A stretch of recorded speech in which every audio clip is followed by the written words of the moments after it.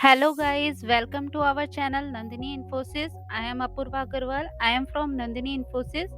We are one of the North India leading 5-star tally support and service partner.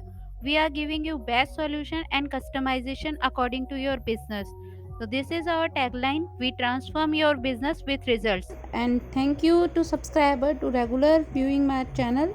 तो बिना time waste किए मैं आती हूँ आज के टॉपिक पे, वो है ई इनवॉइस। तो टैली में ई इनवॉइस किस तरह से जनरेट किया जाता है उसी के बारे में मैं आपको पूरा डिटेल में बताऊंगी। तो स्टार्ट करते हैं ई इनवॉइस के साथ। तो सबसे पहले आपको पोर्टल ओपन करना है अपना ई इनवॉइस का। उसके बाद आपको क्लिक करना है रजिस्ट्रेशन पे।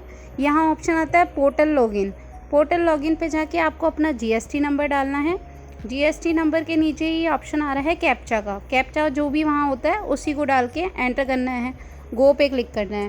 गो पे क्लिक करने के बाद में आपकी पूरी इन्फॉर्मेशन जो भी इनवॉइस की जीएसटी के पोर्टल पे होगी वो यहाँ पे शो होने लगेगी। फिर आपको क्लिक करना है सेंड ओटीपी पे। सेंड ओटीपी क्लिक करके आपका जो भी रजिस्टर्ड मोबाइल नंबर होगा उस पर ओटीपी आएगा। उस ओटीपी को यहाँ एंटर करने के बाद आप क्लिक कर दीजिए। इसके बाद एंटर करेंगे। एंटर करने के बाद में यहाँ पे आपसे पूछेगा यूज़र नेम पासवर्ड के लिए। तो यहाँ आपको अपना यूज़र नेम पासवर्ड एंटर करके क्रिएट कर लेना है। उसके बाद लॉगिन पे क्लिक करना है। लॉगिन पे जो भी आपने यूज़र नेम पासवर्ड क्रिएट किया है वो यूज़र नेम पासवर्ड एंटर करके लॉगिन पे क्लिक करना है। लॉगिन पे क्लिक करने के बाद में आपको आएगा एक ऑप्शन ई इनवॉइस का। उसके नीचे आ रहा है MIS रिपोर्ट। उसके नीचे आता है यूज़र मैनेजमेंट। यहाँ पे API रजिस्ट्रेशन का ऑप्शन आएगा।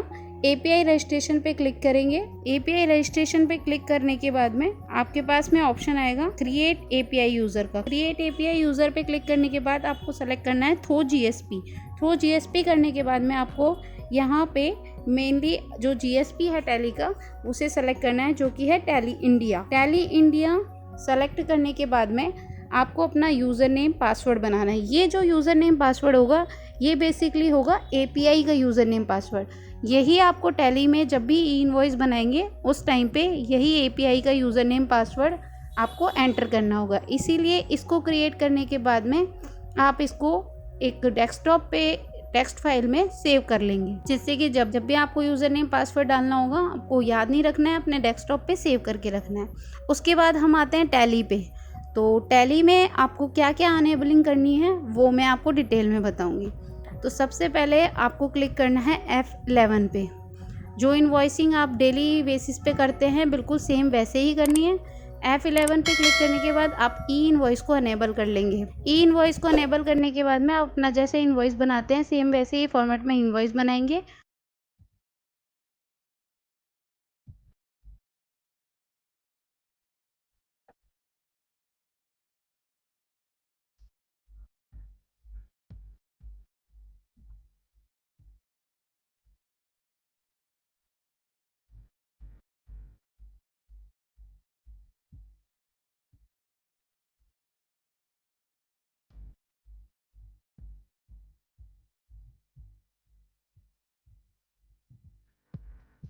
उसको सेव करेंगे। जैसे आप सेव करेंगे वो ये ऑप्शन देगा do you want to generate E invoice, उसको यस करना है। आफ्टर दैट आपका जीएसटी नंबर वो पिक कर लेगा। यहाँ ऑप्शन आता है आपको यूज़र नेम पासवर्ड एंटर करने का। आप यहाँ यूज़र नेम पासवर्ड एंटर कीजिए और यस कर दीजिए।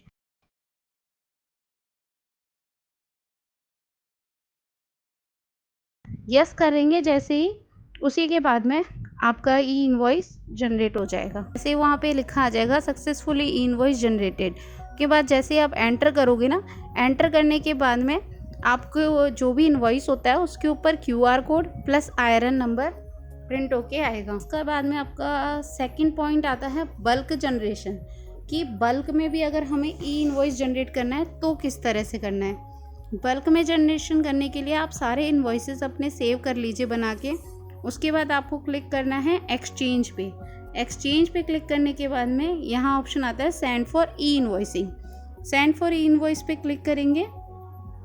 उसके बाद एंटर करेंगे। उसके बाद आप सारे अपने इन्वॉइसेस सेलेक्ट कर लीजिए कंट्रोल प्लस स्पेस के साथ। यहाँ आपके वही इन्वॉइसेस आएंगे जो कि जनरेट करने के लिए पेंडिंग है। उसके बाद जैसे ही हम राइट साइड में ऑप्शन आएगा सेंड पे क्लिक करेंगे। Do you want to generate E invoice, और उसमें नंबर्स दिखाएगा कि कितने आयरन जनरेशन के लिए हैं। जैसे ही सेंड पे क्लिक करेंगे, यस करेंगे, आईडी पासवर्ड मांगेगा, आईडी पासवर्ड आप अपने जनरेट कर दीजिए और एंटर कर दीजिए। अगर इनमें से कोई भी रिजेक्ट होता है इनवॉइस तो आपको वहाँ पे शो कर देगा 1 इनवॉइस इज रिजेक्टेड। उसकी इन्फॉर्मेशन देखने के लिए आपको क्लिक करना है डिस्प्ले में, स्टेचुरी रिपोर्ट में, उसके बाद जीएसटी में, फिर यहाँ ऑप्शन आता है ई इनवॉइस। ई इनवॉइस पे क्लिक करने के बाद आपको यहाँ पे पूरा स्टेटस दिखता है कि वो क्यों रिजेक्ट हुआ है गवर्नमेंट पोर्टल से, उसका रीज़न दिखाता है। वो एंटर करेंगे, उसके बाद में अगर वो आपका इनवॉइस में कोई प्रॉब्लम है तो आप उसे ओपन करके उसको रिजॉल्व कीजिए और राइट साइड में ऑप्शन आता है मार्क एज रिजॉल्व, उस पर क्लिक कीजिए और उसके बाद अगेन जनरेट कीजिए। So please subscribe and share our video, our YouTube channel. Thank you.